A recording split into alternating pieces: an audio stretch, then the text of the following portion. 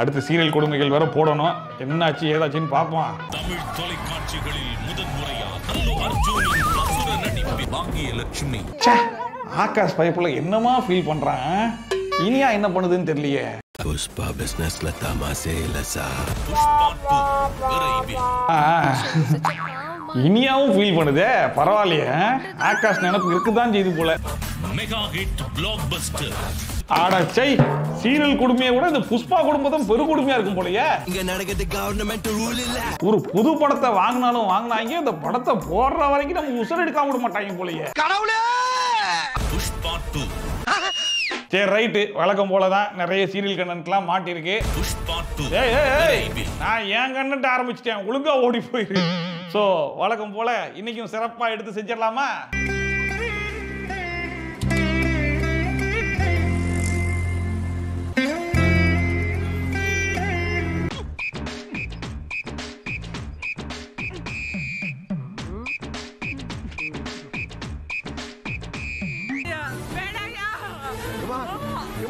அப்படி இருக்கிறவதான் தாய்.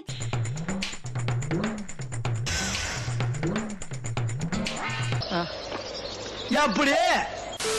So first ஐஷான்வி fashions அப்படிங்கிறவங்க என்னோட இன்ஸ்டாகிராமுக்கு மெசேஜ் அமைச்சிருந்தாங்க. ஹாய் ஷபி ப்ரோ, பாண்டியன் ஸ்டோரில் இந்த டேட்டில் இந்த எபிசோடில் போய் பாருங்க, ஒரு சிறப்பான சம்பவம் ஒன்று மாட்டிருக்கு, கொஞ்சம் என்ன ஏதுன்னு பார்த்து செஞ்சு விடுங்க அப்படின்னு சொல்லிட்டு. இது ஒரு நல்ல கண்டென்ட் தான். என்ன ஏதுன்றதை நானே சொல்கிறேன், வாங்க. இதபார் ஒழுங்கா புரியுற மாதிரி சொல்லு. டீடைலா சொல்றேன், எல்லாத்தையும் தெளிவா கேட்டுக்கோ. எங்க கிளம்பிட்ட? காலேஜுக்கு. அரசி காலேஜ் இருக்குன்னு சொல்லி வீட்டில் எல்லாருக்கிட்டையும் போய் சொல்லிட்டு கள்ளத்தனமா அவங்க பாய் ஃப்ரெண்டோட படத்துக்கு போவாங்கல்ல. ஆக்சுவலா அன்னைக்கு என்ன கிழமை? என்னைக்குமே உனக்கு சனிக்கிழமை காலேஜ் இருந்தது இல்லையே. இன்னைக்கு வச்சிருக்காங்க, விடமா. சனிக்கிழமை தானே. அன்னைக்கே தான் ரெண்டு பேரும் படத்தை பார்த்துட்டு வெளியே வரும்போது அண்ணன் கிட்ட கையும் களவுமா மாட்டிப்பாங்க.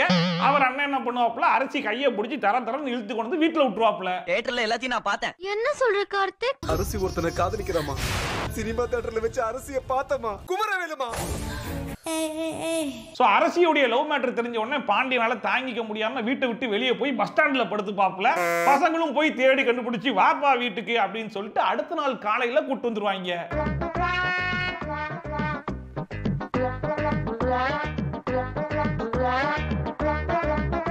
நீங்க என்னதான் எஸ்டாப்லிஷ் பண்ண ட்ரை பண்றீங்க? சோ சம்பவம் நடந்தது சாட்டர்டே.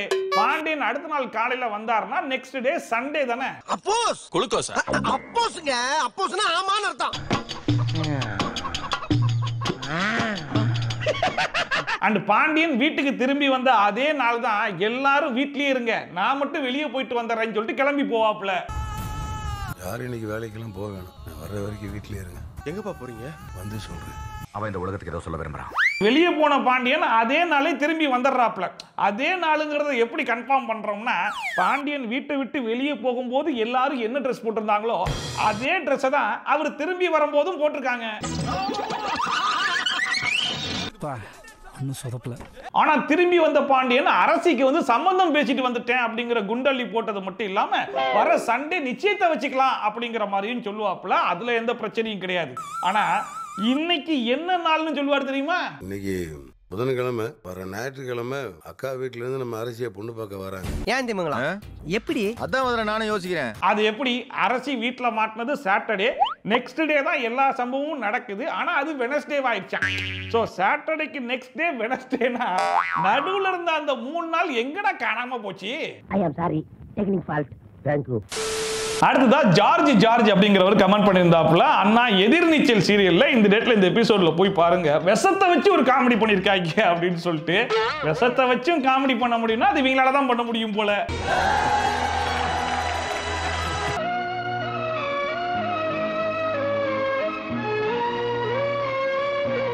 பஞ்சாயத்துல நம்ம குணசேகரனை அசிங்கப்படுத்திட்டாங்களா, அவமானம் தாங்க முடியாம நான் விஷத்தை குடிச்சு சாகுறேங்கிற மாதிரி முடிவு பண்ணிட்டாப்புல. நல்ல விஷயம் தான், அதுல எந்த குறையும் இல்லை. ஆனா சாவணும்னு முடிவு பண்ணவன் ஃபர்ஸ்ட் கதவை அடைச்சிட்டு வருவான்ல. ஆனா இவர் கதவை நல்லா பப்பரப்பேன்னு திறந்து போட்டு வந்துடுறாப்புல. அவங்க அம்மா உள்ள வந்துடுறாங்க. என்ன இது? இனிமேல் நான் வாழ்றதுக்கு நீதி இல்லம்மா. உள்ள கையில விஷம் இருக்குது, அவன் குடிக்க போறேங்கிறான். அப்போ ஒரு அம்மாவா என்ன பண்ணுவாங்க? அதை முதல்ல தட்டி விட்டுட்டு, அட கிறுக்கு பயல, இதுக்காடா உன்னை பெத்து போட்டேன், உனக்கு அறிவு எங்கடா போச்சுன்னு சொல்லி 4 திட்டுவாங்க. இதுதானே வழக்கமா நடக்கும். ஆனா இந்த அம்மா என்ன தெரியுமா பண்ணுது? அப்படி இருக்கிறவ தான் தாய். தாய் குணம் இருக்கணும்.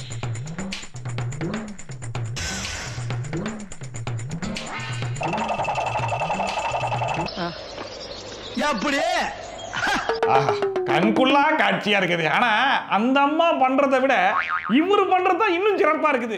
குடிமா குடிமா குடிமா, நல்லா குடிமா, முழுசா குடிச்சிட்டியா, சரி போதும் போதும் போதும், கட்டு கட்டு, பரவாயில்லையம்மா, நல்லா குடிச்சிட்டிய, நல்லா குடிச்சிட்டிய அப்படின்னு ஊட்டி விட்டுட்டு இருக்காப்ல. Very good very good. வாங்கடா டேய், ஓடியாங்கடா, விஷத்தை குடிச்சிருச்சுடா. எனக்கு என்னமோ இவர் எதையுமே தெரியாம பண்ண மாதிரி தெரியல. ஏன்னா ஒருத்தன் சாகணும்னு முடிவு பண்ணிட்டா முதல்ல கதை அடைச்சிட்டு வருவான். இந்த ஆளு அதையும் பண்ணல. ரெண்டாவது விஷம் இருக்குதா அதை மறைச்சிருவான். இவர் விஷம் இருக்குமா அப்படின்னு சொல்லி அம்மா கிட்டே காட்டுறாப்புல. அடுத்து அவங்க அம்மா குடிக்கும் போது தடுப்பான். அதையும் இவர் பண்ணல. ஒருத்தன் பிளான் பண்ணி ஸ்கெட்ச் போட்டிருந்தா கூட இவ்வளவு அழகா பண்ணிருப்பானான்னு தெரியல. நம்ம வெகுளி தளத்தால பிளான் லீக் ஆயிருக்குமோ? நான் குடிக்க வச்சிருந்த விஷத்தை அம்மா குடிச்சிருச்சுடா. அம்மா ஐயா, புள்ளேன்னு பெத்தா இப்படி ஒரு புள்ளைய பெறணுமா? இப்படிப்பட்ட ஒரு காமெடியை எடுத்து வச்சுட்டு கேட்டா இதுக்கு பேர் தான் எமோஷனல் சீனாமா. இதை எங்கேயாவது கேள்விப்பட்டிருக்கீங்களா? அடுத்ததான் ஜெகத் அப்படிங்கிறவர் என்னுடைய இன்ஸ்டாகிராமுக்கு மெசேஜ் அமைச்சிருந்தாப்புல, ப்ரோ நானே வருவேன் அப்படிங்கிற சீரியல்ல இந்த டேட்ல இந்த எபிசோட்ல போய் பாருங்க, நம்ம மோகனையா பேயா மாறிட்டாரா? என்னடா சொல்றீங்க? மோகனையாவை கடைசியில பேயாவே மாத்திட்டீங்களா? வாங்க என்ன காமெடின்னு பாத்துருவோம். உங்களையும் சரி நம்மளையும் சரி சிரிக்க வைக்க போறவங்க யாரு அப்படின்றத லிஃப்ட் ஓபன் பண்ணி பார்க்கலாம்.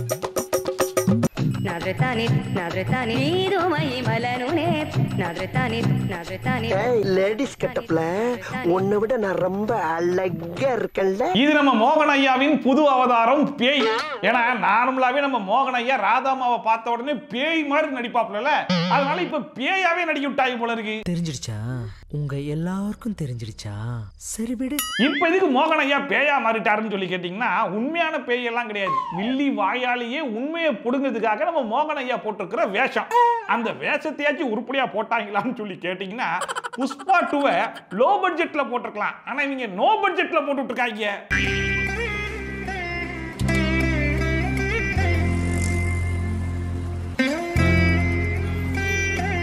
சரி, கெட்டப்ல தான் இப்படி காமெடி பண்ணி வச்சிருக்காங்கன்னு சொல்லி பார்த்தா ஒரு பேய் மத்தவங்கள பயம்படுத்தணும் அப்படின்னா எப்பேற்பட்ட பாட்டை போடணும்? காஞ்சனா படத்துல இருந்து ஒரு பாட்டை போட்டுக்கலாம், ஏன் சந்திரமுகி படத்துல இருந்து ஒரு பாட்டை போட்டுக்கலாம், அரண்மனை படத்துல இருந்து ஒரு பாட்டை போட்டுக்கலாம்ல.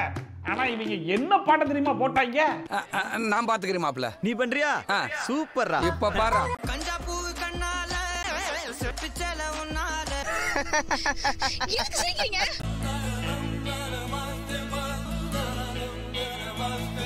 இப்ப இருக்கு.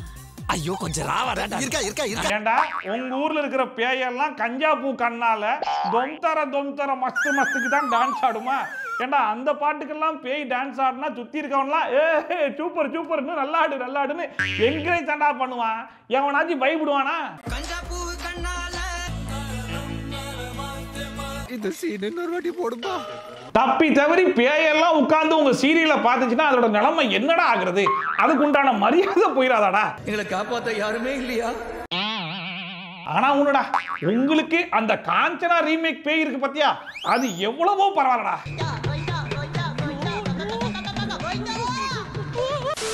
அடுத்ததா கலையரசி கலை அப்படிங்கிறவங்க மட்டும் கிடையாது, எக்கச்சக்கமான பேர் அந்த கமெண்ட்டை போட்டிருந்தாங்க. சின்ன மருமகள் சீரியல்ல இந்த டேட்ல இந்த எபிசோட்ல போய் பாருங்க, ஒரு சிறப்பான சம்பவத்தை பண்ணி வச்சிருக்காங்க அப்படின்னு சொல்லிட்டு வாங்க என்ன சம்பவம்னு பாத்துருவோம். நம்பி வாங்க, சந்தோஷமா போங்க. மறுபடியும் தீ குழின்னு சொல்லும் போதெல்லாம் எனக்கு அப்படியே திக்கு திக்குன்னு இருக்குமா? இதுக்கு முன்னாடி ஹீரோ என்ன கெடுத்துட்டான்னு சொல்லி வில்லி போய் சொல்லுவாங்க. அது கூட அவங்க அம்மா வந்து என்னங்க நம்ம குடும்ப பெருமையெல்லாம் நீங்க மறந்துட்டீங்களா அப்படின்னு சொல்லி குடும்ப பெருமையெல்லாம் எடுத்து சொல்லி ஹீரோக்கு ஆல்ரெடி கல்யாணம் ஆயிருந்தாலும் பரவாயில்ல, என் பொண்ணை 2ஆம் தரமா கட்டிக்க சொல்லுங்க அப்படிங்கிற மாதிரி அநியாயத்துக்கு நியாயம் கேட்பாங்க. ஞாபகம் இருக்குதா? என் மகளை 2ஆம் தரமா சேதுவுக்கு கல்யாணம் பண்ணி வைங்க. நம்ம குடும்பத்துல 2 பொண்டாட்டி கட்டுறது ஒன்னும் புதுசு இல்லையே. என்ன 2 பொண்டாட்டி கட்டுறவங்க, 3 பொண்டாட்டி கட்டுறவங்க, 4 பொண்டாட்டி கட்டுறவங்க கூட நம்ம குடும்பத்துல இருக்காங்களே. நம்ம குடும்பத்துக்கு கௌரவம் தான் முக்கியம். இப்ப அந்த பொய்யா உண்மையா பொய்யா அப்படின்னு சொல்லி கண்டுபிடிக்கத்தான் நம்ம வில்லிய தீ மிதிக்க சொல்லிட்டாங்க. ஆனா வில்லிக்கு ஒரே பயம், எப்படி தீ மிதிக்கிறதுன்னு. ஆனா இப்பயும் அவங்க அம்மா வந்துட்டு யாம் இருக்க பயமேன் அப்படின்னு சொல்லி ஒரு சொல்யூஷன் கொண்டு வந்திருக்காங்க. அந்த சொல்யூஷன் என்ன சொல்யூஷன் தெரியுமோ? வாழை மட்டை. இத உன் கால் சைஸுக்கு வெட்டி ஒரு பக்கம் பசு தடவி வச்சிருக்கேன். நீங்க சீப்பா போட்ட பிளான் நான் சீப்பை வச்சே முடிச்சிட்டேன் பாத்தீங்களா? நெருப்புல இறங்கறதுக்கு முன்னாடி நீ இத உன் கால்ல ஒட்டிக்க. உனக்கு கால் பெருசா சுடாது. மூக்கு புடப்பா இருந்தா சில நேரத்துல இப்படி எல்லாம் யோசிக்க தோணும் கொஞ்சம். எப்படி பொண்ணோட கால் சைஸுக்கு ஏத்த மாதிரி வாழை மட்டையை கட் பண்ணி எடுத்து வந்துட்டாங்களா? அத கால்ல ஒட்டிக்கிட்டா பெருசா சூடு தெரியாதா? கரெக்ட் தான், சூடு பெருசா தெரியாது. ஆனா சுத்தி இருக்கிற எவனுக்கும் கண்ணு கூட தெரியாது. ஒருத்தி கால்ல வாழை மட்டையை ஒட்டிட்டு நடந்தா எவனும் பார்க்க மாட்டானா? என்னடா ஆச்சிக்குது? கோவப்படாதீங்க சார், என்கிட்ட எல்லாம் கோவப்படுறதுனால 10 பைசாவுக்கு பிரயோஜனம் இல்ல.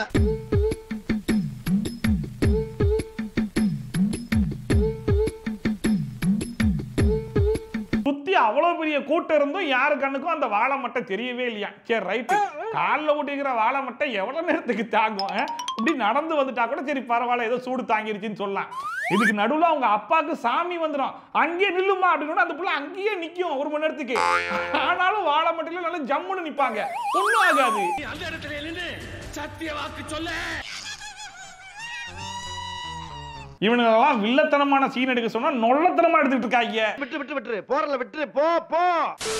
அடுத்த டிகேஆர் கேமிங் ஓகே அப்படிங்கிறவர் கமெண்ட் பண்ணியிருக்காப்புல, விஜய் டிவியில் வரக்கூடிய சிந்து பைரவி அப்படிங்கிற சீரியல்ல இந்த டேட்ல இந்த எபிசோட்ல போய் பாருங்க, வழக்கம் போல சிறப்பான சம்பவத்தை கொஞ்சம் கூட கூச்சமே இல்லாம எடுத்து வச்சிருக்காங்க அப்படின்னு சொல்லி போட்டிருக்காப்புல. வாங்க என்ன சம்பவம்னு பாத்துருவோம். வாங்க வந்து கழுந்து விட்டு போங்க வாங்க. நான் போறேன். ஐயோ அம்மா அப்படி எல்லாம் சொல்லாதம்மா. பெரிய விடுங்க. ஏன் இப்படி அசிங்கமா நடந்துக்கிறீங்க? விடுங்க. ஏமா இப்படி அசிங்கமா நடந்துக்கிறீங்களா? இந்த டயலாக ரீசன்ட்டா எங்கேயோ கேட்ட மாதிரியே இருக்குது. இதுவா? அதை விடுங்க, இங்க இவங்க விடுங்க அப்படின்னு சொல்லி லைட்டா கையை தட்டி விட்டு போறாங்கல்ல. இதுக்கு நடுவுல எப்படிப்பட்ட ஒரு சம்பவம் நடந்துச்சு தெரியுமா? எதிர்பாராததை இது எதிர்பார்க்கவே இல்லை சார்.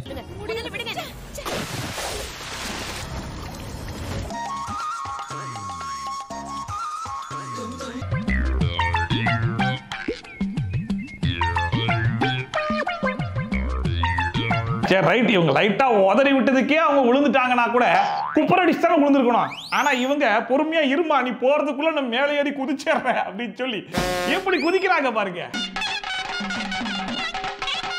எனக்காக எவ்வளவு பெரிய தியாகம் பண்ணிருக்க. இவனுங்கிட்ட நல்ல பரபரப்பான சீன் எடுக்கடா அப்படின்னு சொல்லி கேட்டா நல்லா குப்புறப்படுத்தி சிரிக்கிற மாதிரி சீன் எடுக்கிறதே பொழப்பா போச்சு.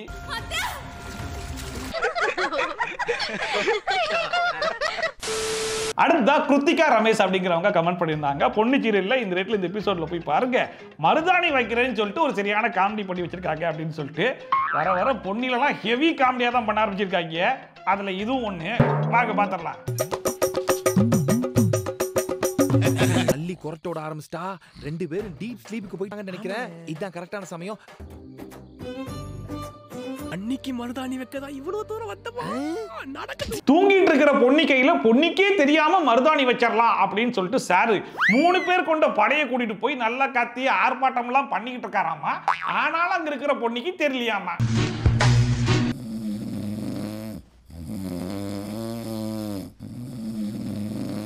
இதுல பொன்னிக்கு மட்டும் கிடையாது, பக்கத்துல மல்லி சும்மா தானே படுத்திருக்கு, நான் கொஞ்சம் வைக்கிறேன்னு சொல்லி அவன் கிளம்பி போய் அவன் கொஞ்சம் மருதாணி வச்சுக்கிட்டு இருக்கான். அந்த புள்ளையும் முழிக்கலையாமா. மருதாணி கொஞ்சம் மிச்சம் வச்சீங்கன்னா மல்லிக்கு சும்மா இருக்கு, நான் கொஞ்சம்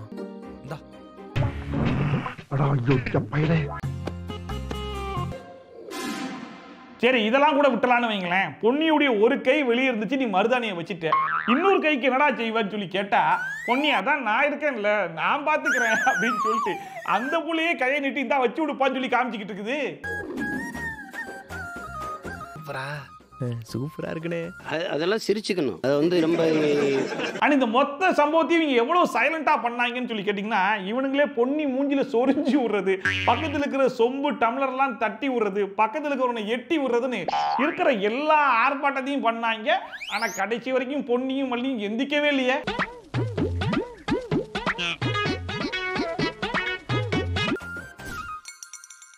டாமி எந்திரியே. சரி சீரியல்னா லாஜிக் பார்க்க கூடாதுன்னு எல்லாத்தையும் கூட மன்னிச்சு விட்டுறலாம். ஆனா கடைசியா இவங்க எதிர்த்து போகும்போது மல்லியுடைய இடது கையில மட்டும் தானே மருதாணி விட்டுருந்தானுங்க. ஆனா விடிஞ்ச உடனே ஃபர்ஸ்ட் ஷாட் மல்லியுடைய வலது கைக்கு வச்சிருந்தாங்க. அந்த கை எப்படி திரும்ப இருந்துச்சு?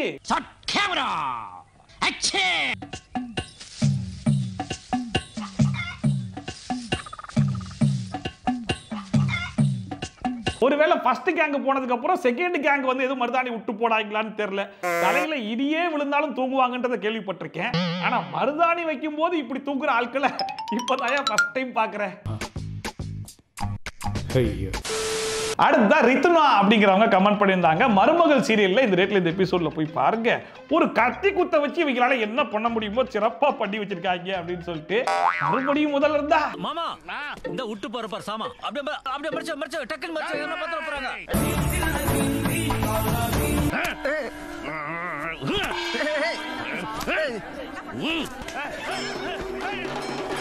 வீட்ல ஃபங்க்ஷன், பொண்டாட்டிக்கு தாலி கோத்துட்டு இருக்காங்க. பட் இன்னொரு பக்கம் வீட்டுக்கு கிளம்பி போக வேண்டிய நேரத்துல ஹீரோ சார் வயித்துல கத்தியை வச்சு குத்தி விட்டாங்க.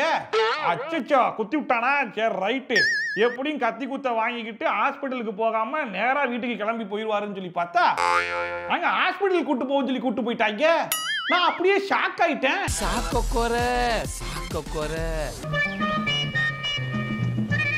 பரவாயில்லையே, இவங்க மத்தவங்க மாதிரி இல்லையே, கொஞ்சம் நியாயமா நடந்துக்கிறாங்களே அப்படின்னு நினைக்கிறதுக்குள்ள நெக்ஸ்ட் என்ன தெரியுமா பண்ணாங்க? காட் கிரேஸ், கத்தி குத்து டீப்பா இறங்கல, மேலோட்டமா கீரல் தான் விழுந்திருக்கு. அந்த காயத்துக்கு ஸ்டிச்சஸ் போட்டிருக்கேன், டோன்ட் வரி. கத்தி குத்து ஒன்றும் டீப்பாலாம் போகலையா, லைட்டா கீரல் தான் விழுந்திருக்காமா. ஆனா குத்துன கத்தி எவ்வளவு டீப்பா இருக்குன்னு கொஞ்சம் பாருங்க. 4 இன்ச்சுக்கு கத்தி உள்ள போயிட்டு வெளியே வந்திருக்கு. ஆனா அது கீரல் தான் அப்படிங்கிற மாதிரி சொல்றாங்க. சரி, அதை கூட நம்பிடலான்னு வைங்க. ஆனா கத்தி குத்து வாங்கி ஸ்டிச்சஸ் போட்டவன் அட்லீஸ்ட் ஒரு நாளாச்சும் ஹாஸ்பிட்டல் அட்மிட் ஆயிருப்பான்ல. இங்க இவனுக்கு என்ன பண்றாங்கன்னு பாருங்களேன். நான் அவனை வீட்டுக்கு கூட்டிட்டு போலாமா? நோ நோ நோ, ஸ்டிச்சஸ் போட்டதனால மயக்க மருந்து மைல்டா அவர் கொடுத்திருக்கேன். 2 hours கழிச்சு தான் அவர் கூட்டிட்டு போக முடியும். அவன் ஒய்ஃப் தான் கால் பண்ணிட்டு இருக்காங்க. Delicate position. நீங்க இவ்வளவு தூரம் சொல்றதுனால நான் கன்சிடர் பண்றேன். அவர் கொஞ்சம் மயக்கமா தான் இருப்பாரு, அவரை பார்த்து ஜாக்கிரதையா கூட்டி போங்க. Thank you doctor. ஆஹா, என்ன ஒரு அருமையான டாக்டர். கத்தி குத்து வாங்கி ஸ்டிச்சஸ் போட்டு மைல்டா மயக்க மருந்து வேற கொடுத்துருக்காங்களா. 2 hours ஆகுமா. பட் இருந்தாலும் உங்களுடைய சிச்சுவேஷனை புரிஞ்சுக்கிட்டு நான் உடனே டிஸ்சார்ஜ் பண்றேன், கூட்டு போங்கன்னு கூட்டு போக சொல்றாருன்னா இவர் தாயா டாக்டர். இப்படிப்பட்ட டாக்டர் தாயா எங்களுக்கு தேவை. சரி ரைட்டுப்பா, டாக்டர் ஒரு பக்கம் சிச்சுவேஷனை புரிஞ்சு டிஸ்சார்ஜ் பண்ணிட்டாலும் இந்த கத்தி குத்த வீட்ல இருந்து எப்படி மறைக்க போறாங்கன்ற கேள்வி வரும்ல. அதை எப்படி தெரியுமா மறைச்சாங்க? ஆதரிக்கு மத்தவங்களுக்கும் நடந்த விஷயம் எதுவும் தெரியக்கூடாது. ஐயோ, பைபிள்ல ஏதோ பிளான் பண்ணுது. இந்த சால்வை எனக்கு போட்டு விடு.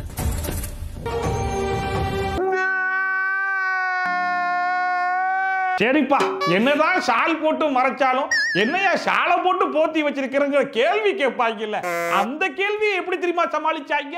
என்னங்க இது இப்படி வரீங்க? முதல்ல சால்வை எடுங்க. நிஜமாவே ஃபங்க்ஷனுக்கு தான் போயிட்டு வரேன்னு நீ நம்ப வேணாமா? உலகத்திலேயே ஒன்னா மாதிரி ஒரு புழுகாண்டிய பார்த்ததே இல்ல தல. வர வழியில எத்தனையோ தடவை சொல்லி பார்த்தேன், புடிவாதமா சால்வி எடுக்கவே மாட்டேன்னு சொல்லிட்டான். லூசு கூட நம்பாதுங்க, ஆனா அவன் நம்பிட்டாங்க. இதுக்கப்புறம் வழக்கம் போலதான். அங்க டாக்டர் மட்டும் கிடையாது, மயக்கமாகிய நான் கூட உன் சிச்சுவேஷனை புரிஞ்சுக்கிட்டு பொறுமையா காத்திருப்பேன் அப்படின்னு சொல்லிட்டு ஹீரோ செய்ய வேண்டிய முறையெல்லாம் செஞ்சு முடிச்சதுக்கு அப்புறமா தான் முடிஞ்சாப்பா எல்லாம் சீரும் சிறப்புமா முடிஞ்சிச்சா, இந்தா வந்துட்டேன் அப்படின்னு சொல்லி கிளம்பி வருவாரு.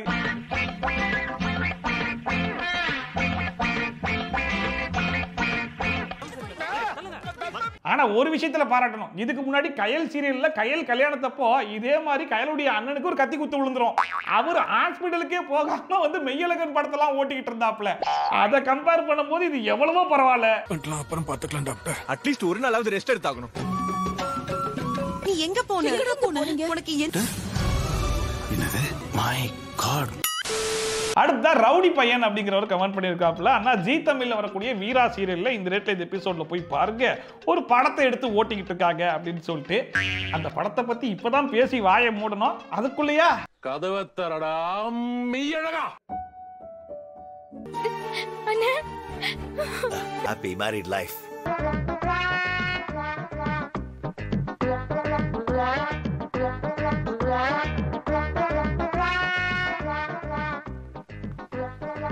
இருங்க பாய். அம்மா வீரா, இது உனக்கு. For you. பார். போதும் லிஸ்ட் பெருசா போய்கிட்டு இருக்கு. ஆனா பரவாயில்லங்க, மெய்யழகன்லயாச்சும் அரவிந்த் சுவாமி கல்யாண மேடையில் இருக்கிற தங்கச்சிக்கு மட்டும் தான் கிஃப்ட் வாங்கிட்டு வருவாப்புல, அது அங்கேயே உட்காந்து போட்டு விடுவாப்புல. அது ஒரு சென்டிமெண்ட் சீன் மாதிரி இருந்துச்சு. பட் இங்க இவர் பாத்தீங்களா இல்லையா, கல்யாண பொண்ணுக்கு மட்டும் கிடையாது, கூட இருக்கிற 2 தங்கச்சிக்கும் வாங்கிட்டு வந்தது மட்டும் இல்லாம கல்யாண மேடையில வச்சு போட்டு விட்டு நம்மளெல்லாம் தண்ணி கடல்லே மிதக்க விட்டாப்புல. இதுக்கப்புறம் சீரியல்ல கல்யாணம் நடக்குது, தங்கச்சிக்கு இருக்காங்க, அண்ணன் ஊர்ல இருக்காருன்னா அண்ணனை ஊர்ல இருந்து வர வச்சு ஸ்டேஜ்ல மெய்யழகன் படத்தை ஓட்டிடுவாங்க போல இருக்கு. ஃபிக்ஸ் ஆயிட்டாங்க. இப்ப ஆரம்பிச்சிட்டீங்களா? சரி, நான் கிளம்புறேன். சாலதான் இன்னைக்கு வீடியோ நீங்க இந்த சீரியல் கொடுமைகளை பார்த்து கொஞ்சமா என்ஜாய் பண்ணிருப்பீங்க நம்புறேன். ஒருவேளை நீங்க என்ஜாய் பண்ணீங்கன்னா அது மறக்காம கமெண்ட் செக்ஷன்ல சொல்லுங்க. அண்ட் இதே மாதிரி ட்ரோல்ஸ் அண்ட் ரிவ்யூஸ்லாம் கண்டிப்பா பார்க்கணும்னு நினைச்சீங்கன்னா மறக்காம சப்ஸ்கிரைப் பண்ணிட்டு பக்கத்துல இருக்க பெல் ஐகானை டான் தட்டி விட்டீங்கன்னா நான் போடுற வீடியோ நோட்டிஃபிகேஷன்லாம் டான் டைம்க்கு வந்து சேர்ந்துடும். ஸோ மீடியம் மாதிரி சூப்பரான வீடியோட சூப்பரான ரிவ்யூட சூப்பரான ட்ரோலோட உங்களை சந்திக்கலாம். பை ஃப்ரம் ஷாப்பி, tata, bye bye and take care.